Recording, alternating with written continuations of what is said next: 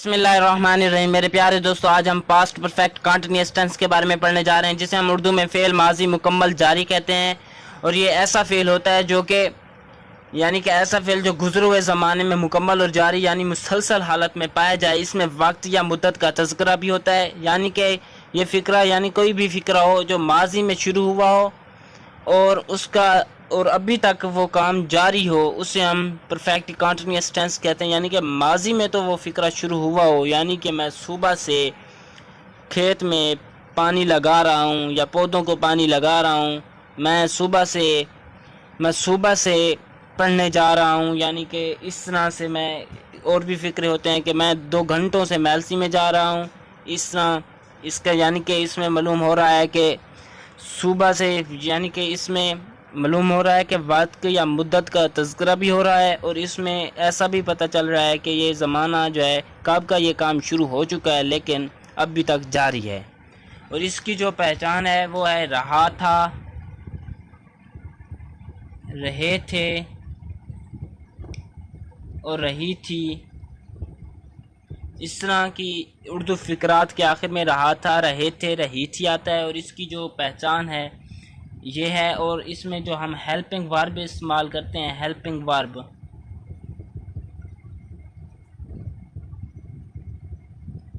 Verb जो हम file के बाद लगाते हैं उसे हम हेल्पिंग वर्ब कहते हैं। हेल्पिंग वर्ब इसमें हैड बिन आएगा,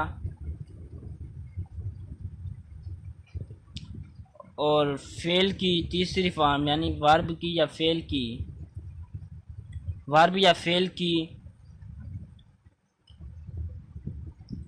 आईएनजी वाली फॉर्म हम लगाते हैं। आईएनजी वाली फॉर्म यानी वर्ब की पहले फॉर्म के साथ हम आईएनजी लगाते हैं, जिस तरह है गो, और इसकी आईएनजी वाली फॉर्म गो के आगे आईएनजी हम लगा देते हैं।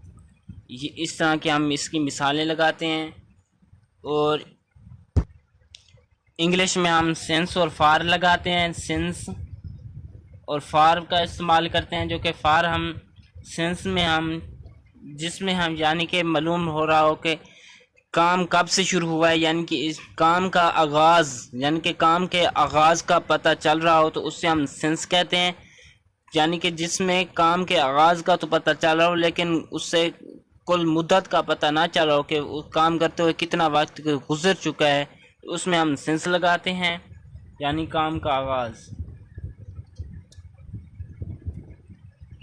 और जिसमें कुल मुद्दत का पता चल रहा हो तो उसमें हम फाल लगाते हैं। यानी कि जिस तरह मैं सुबह से ये काम कर रहा हूँ, तो इसमें हमें काम के आगाज़ का तो पता चल रहा है लेकिन ये पता नहीं चल रहा, ये मालूम नहीं हो रहा कि ये काम करते हुए टाइम कितना हो चुका है, वक्त कितना गुजर चुका है।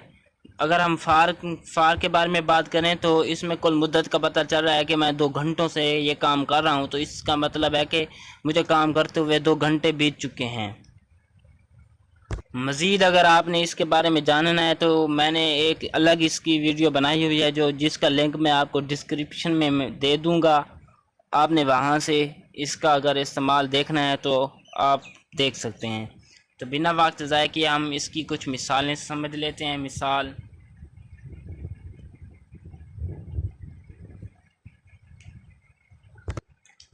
है कि मैं 1970 से मेलसी में काम कर रहा हूँ।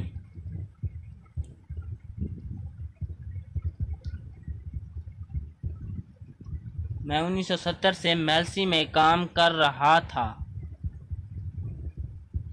तो मेरे दोस्तों, इससे हमें मालूम हो रहा है कि मेलसी में ये मैं 1970 से काम कर रहा हूँ।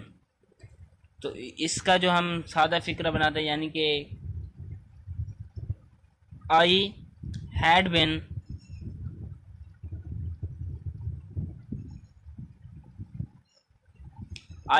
बिन वर्किंग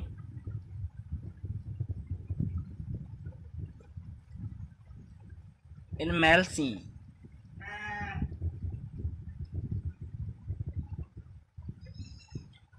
1970 से हमें इसमें साफ मालूम हो रहा है कि 1970 से काम कर रहा है। इसमें काम के आगाज़ का पता चल रहा है, तो इसमें हम सिंस का इस्तेमाल करते हैं। सिंस 70।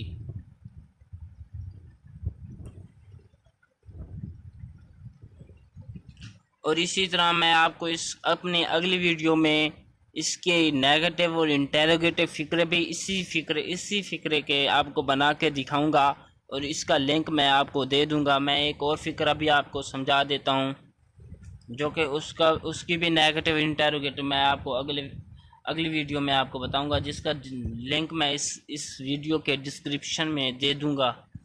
और इसकी जो और मिसाल ली जाए तो असलम 10 सालों से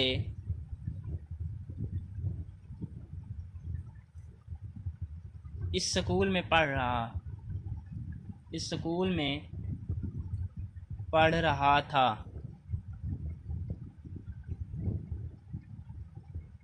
असलम had been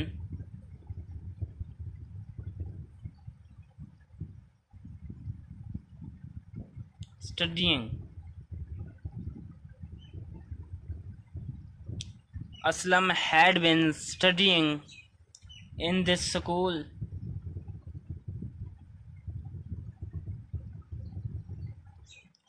कितने सालों से? 10 सालों से। तो मेरे दोस्तों इसमें हमें मालूम हो रहा है, पता चल रहा है कि इसमें कुल मुद्दत कितनी गुजर चुकी है। इसमें हमें मुद्दत का पता चल रहा है, तो यानी कि 10 सालों से।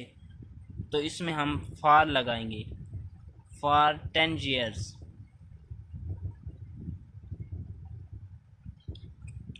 मेरे दोस्तों मैं उम्मीद करता हूं कि मेरी ये वीडियो आपको समझ आई होगी। अगर आप मेरी वीडियो पर नए हैं तो इसे जल्दी से सब्सक्राइब और लाइक भी कीजिए, और साथ वाले बेल आइकन को ज़रूर दबाइए ताकि मेरी हर नई वीडियो आप तक पहुंचती रहे।